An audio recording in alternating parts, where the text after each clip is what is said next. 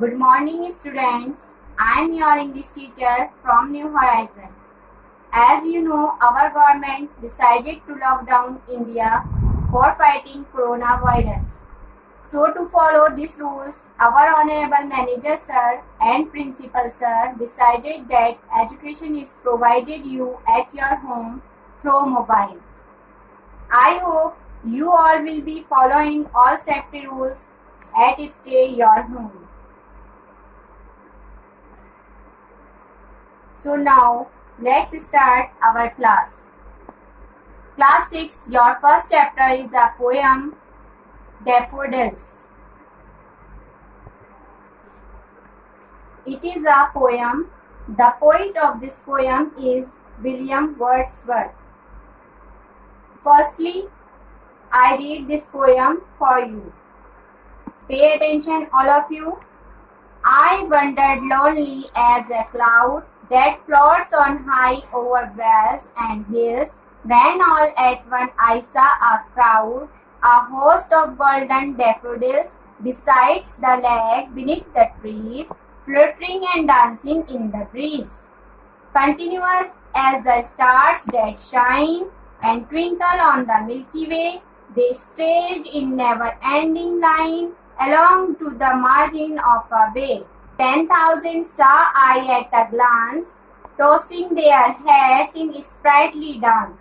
The waves beside them danced, but they outdid the sparkling waves in glee. A poet could not but be gay in such a jocund company. I gazed and gazed, but little thought what well they show me had brought. Far off, when on my couch I lie, in vacant or in pensive mood, they flash upon that inward eye, which is the bliss of solitude. And then my heart with pleasure fills, and dance with the daffodils. Now I explain you. Students, daffodils जो आपके chapter का नाम है, daffodils एक फूल का नाम है. Daffodils को हिंदी में नरगिस का फूल कहते हैं. स्टूडेंट, इस पोयम में पोइट हमें बताता है कि किस प्रकार डैफोडिल्स फ्लावर पोइट को अट्रैक्ट करता है. मीन्स अट्रैक्ट, अपनी ओर आकर्षित करता है. इस पोयम में पोइट ने कहा है कि जब वह एक दिन बगीचे में अकेला घूम रहा था, तब उसे नाचते और झूमते हुए डैफोडिल्स के फूल दिखाई दिए. ये फूल देखते ही वह सपनों में खो जाता है और कभी वह उसे खुशी से झूमते, कभी लहरों के समान उछलते हुए नजर आते हैं. तो स्टूडेंट्स,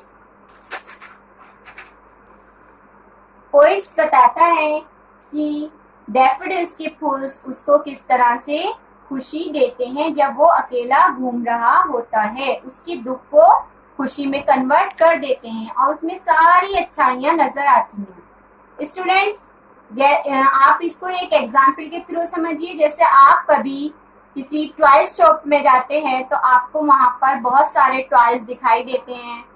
कोई नाचने वाला होता है, कोई कूदने वाला होता है, किसी में कुछ खूबी होती है, लेकिन एक जो टॉय है वो आपको बहुत ज्यादा अच्छा लगता है, यानी वो आपको अट्रैक्ट करता है. इसी तरह से पोइट को सारे फूलों में से डैफोडिल्स अट्रैक्ट करता है. तो जब वो आपको टॉय आपको अट्रैक्ट करता है तो उसके अंदर आपको सारी खूबियां नजर आती हैं. जब आपके मम्मी पापा आपसे कहते हैं कि बेटा ये ले लीजिए, ये वाला टॉय ले लीजिए, आप बोलते हैं नहीं, हमें तो यही वाला टॉय चाहिए. तो फिर आपके मम्मी पापा आपसे पूछते हैं कि आपको ये टॉय क्यों चाहिए. तो फिर आप जो है उसमें सारी अच्छाइयां बताते हैं, यानी जो चीज आपको अट्रैक्ट कर लेती है उसमें आपको सारी खूबियां नजर आती हैं और आप उसके अंदर सारी अच्छाइयां देखते हैं और उन्हीं को बताने लगते हैं. इसी तरह से पोइट को डैफोडिल्स फूल जो हैं अट्रैक्ट करते हैं और इस पोयम में वो सारी उसकी डैफोडिल्स की सारी अच्छाइयों को बता रहा है. आई होप कि आपकी समझ में आ गया होगा कि किस तरह से इस पोयम में पोइट ने डैफोडिल्स फूल के बारे में बताया है। एक्सप्लेनेशन के बाद आपको आज का वर्क स्टार्ट करते हैं।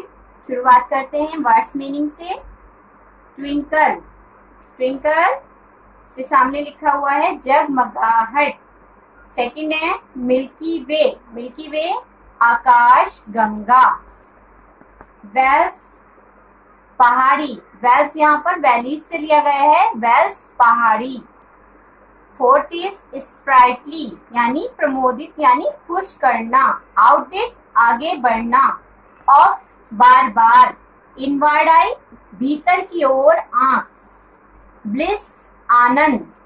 सॉलिट्यूड एकांत। स्टूडेंट्स एक बार फिर से मैं रिपीट कर देती हूँ।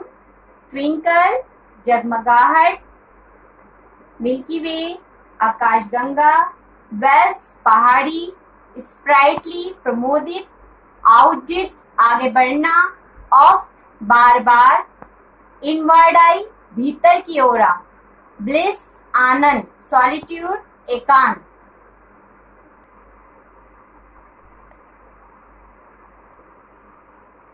लेसन नंबर 1 डैफोडिल्स डालकर अच्छे से उसको कलर्ड से डालेंगे जैसे आप क्लास में डालते थे। उसके बाद आप वर्ड्स मीनिंग स्टार्ट करेंगे। वर्ड्स मीनिंग लिखने के बाद आपको इसको लर्न करना है। It is your homework. Hope students आप लोगों की समझ में आ गया होगा। Thank you.